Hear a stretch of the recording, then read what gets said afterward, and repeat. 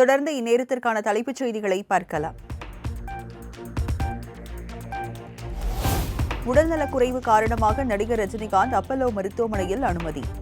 இன்று முக்கிய பரிசோதனை செய்ய உள்ளதாக தகவல்.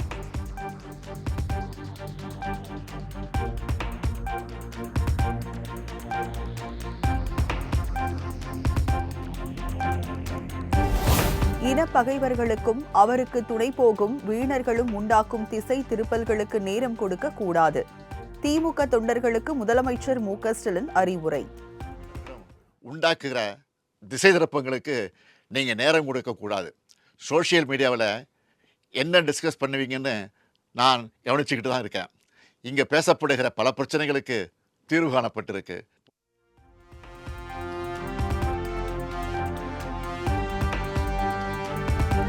புதிய அமைச்சரவை ஞாயிற்றுக்கிழமை பதவியேற்ற நிலையில் அமைச்சரவை பட்டியலை வெளியிட்டது தமிழ்நாடு அரசு. துணை முதலமைச்சர் உதயநிதி ஸ்டாலினுக்கு 3வது இடம் ஒதுக்கீடு.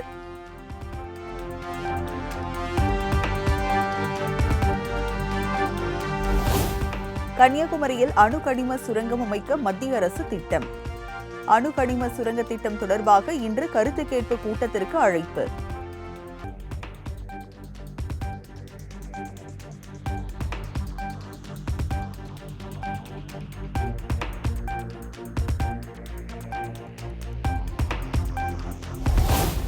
நமது உலகில் தீவிரவாதத்திற்கு இடம் இல்லை. பணைய கைதிகளை பாதுகாப்பாக விடுவிப்பதை உறுதி செய்வது முக்கியமானது. இஸ்ரேல் பிரதமர் பெஞ்சமின் நெதன்யாகுவை தொலைபேசியில் தொடர்பு கொண்டு பிரதமர் மோடி பேச்சு.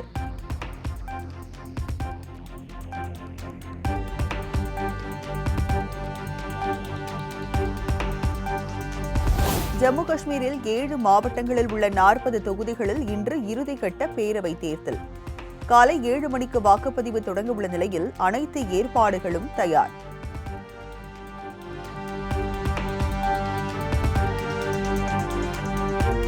தேர்தலில் 17 முன்னாள் அமைச்சர்கள் உள்பட 415 வேட்பாளர்கள் களம். 39,18,000 வாக்காளர்கள் வாக்களிக்க உள்ளனர்.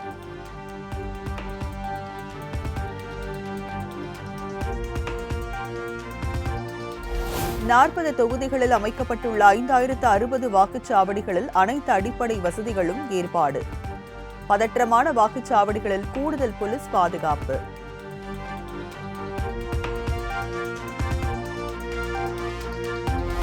மதுரை, விருதுநகரில் இன்று நடைபெறும் பல்வேறு நிகழ்ச்சிகளில் பங்கேற்பதற்காக துணை முதலமைச்சர் உதயநிதி ஸ்டாலின் மதுரை வருகை. விமான நிலையத்தில் திமுக நிர்வாகிகள் உற்சாக வரவேற்பு.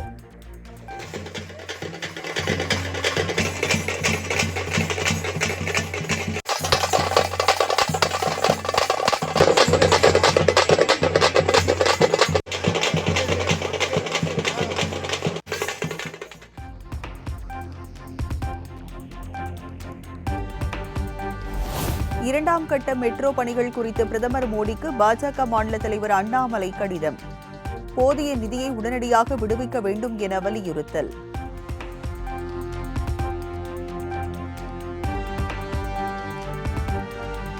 வடகிழக்கு பருவமழை முன்னெச்சரிக்கை பணிகளை கண்காணிக்க 15 IAS அதிகாரிகள் நியமனம்.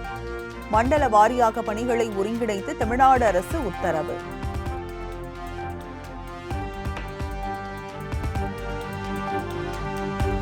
முப்பத்தி 8 மாவட்டங்களில் உள்ள நீர்நிலைகளில் 1 கோடி பனை விதைகளை நடும் திட்டத்திற்கு ஒத்துழைப்பு வழங்க வேண்டும்.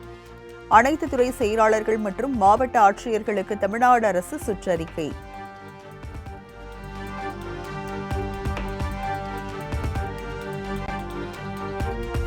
சென்னை மாநகராட்சிக்கு உட்பட்ட 15 மண்டலங்களில் வைக்கப்பட்டுள்ள பிளக்ஸ் பேனர்களை உடனடியாக அகற்ற நடவடிக்கை.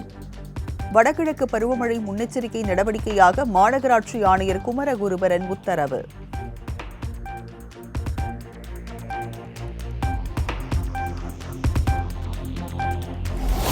இன்று முதல் 30ஆம் தேதிக்குள் குடிநீர் வரியை முழுமையாக செலுத்துவோருக்கு 5% ஊக்கத்தொகை வழங்கப்படும். சென்னை குடிநீர் வாரியம் அறிவிப்பு.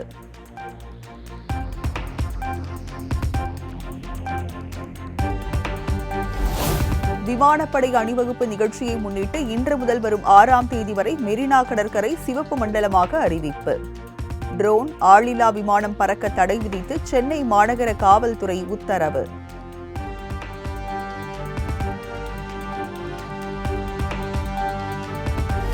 இந்திய விமானப்படை தின வான் சாகச நிகழ்ச்சியை முன்னிட்டு விமான அட்டவணையில் மாற்றம். இன்று முதல் வரும் 8ஆம் தேதி வரை 2 மணி நேரம் வரை விமான ஓடுபாதை மூடப்படும் என அறிவிப்பு.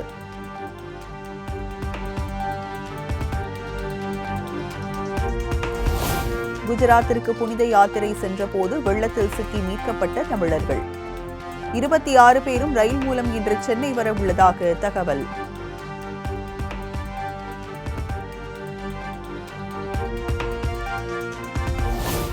தூத்துக்குடி மாலத்தீவு இடையே சரக்கு தோணி போக்குவரத்து இன்று முதல் மீண்டும் தொடங்க உள்ளதாக அறிவிப்பு.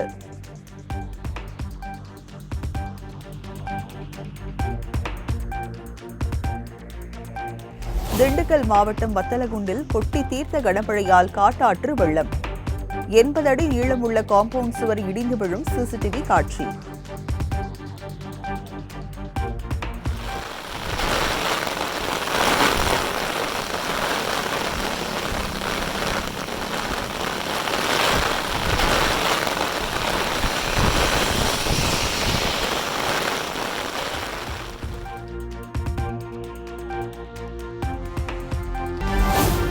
கிருஷ்ணகிரி மாவட்டம் தேன்கனிக்கோட்டை அருகே காட்டு யானைகள் அட்டகாசம்.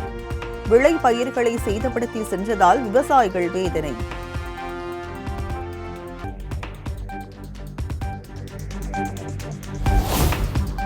வேலூர் மாவட்டம் பேரணாப்பட்டு அருகே சாலையை மறித்து கிடந்த 14 அடி நீள மலைப்பாம்பு.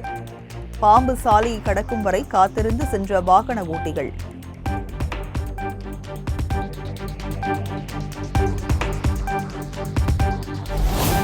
மேட்டுப்பாளையம் உதகை இடையேயான மலை ரயில் சேவை இன்று ரத்து. மலை ரயில் பாதையில் சீரமைப்பு பணிகள் நடைபெற்று வருவதை அடுத்து தெற்கு ரயில்வே அறிவிப்பு.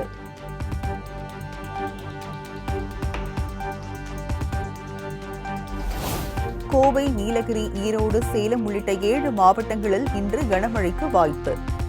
தேனி, திண்டுக்கல், கிருஷ்ணகிரி, தருமபுரி உள்ளிட்ட 9 மாவட்டங்களில் நாளை கனமழை பெய்யக்கூடும் எனவும் சென்னை வானிலை ஆய்வு மையம் கணிப்பு.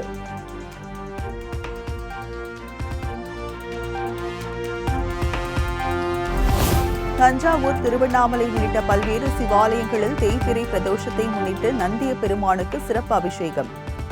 பக்தி பரவசத்துடன் சுவாமி தரிசனம் செய்த திரளான பக்தர்கள்.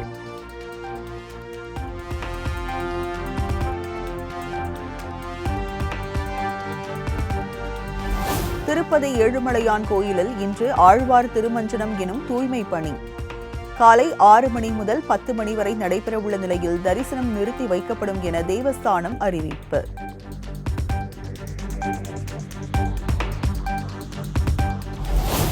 வாடகை 2 வீலர், பைக்கை தடுக்க கோரி புதுச்சேரியில் ஆட்டோ ஓட்டுநர்கள் இன்று வேலை நிறுத்தம்.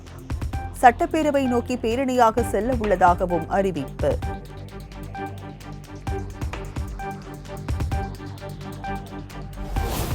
வெள்ளத்தால் பாதிக்கப்பட்ட குஜராத், மணிப்பூர், திரிபுராவிற்கு 675 கோடி ரூபாய் நிதி ஒதுக்கீடு. மத்திய அரசு ஒப்புதல்.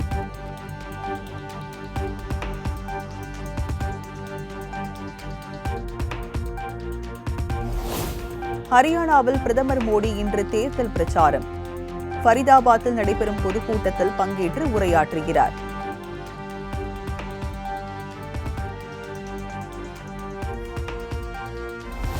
மைசூரு நகர மேம்பாட்டு ஆணையத்தால் பெறப்பட்ட 14 மனைகளை திரும்ப ஒப்படைப்பதாக கர்நாடக முதலமைச்சர் சித்தராமையாவின் மனைவி அதிகாரிகளுக்கு கடிதம். முறைகேடு தொடர்பாக அமலாக்கத்துறை வழக்கு பதிவு செய்த நிலையில் அதிரடி முடிவு.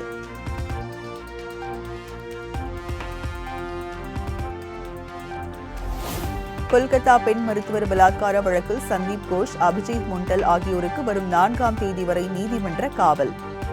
இருவரும் காணொலி காட்சி வாயிலாக ஆஜர்படுத்தப்பட்ட நிலையில் சீல்சா நீதிமன்றம் உத்தரவு.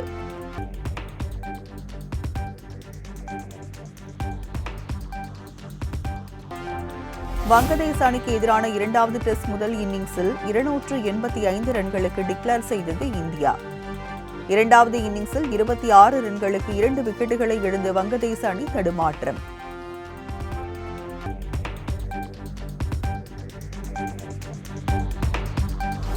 டெஸ்ட் கிரிக்கெட் வரலாற்றில் மாபெரும் சாதனை படைத்த ரோஹித் ஜெய்ஸ்வால் ஜோடி. அதிக ஸ்ட்ரைக் ரேட்டில் 50 ரன்களுக்கு மேல் குவித்த ஜோடி என்ற பெருமையை பெற்றனர்.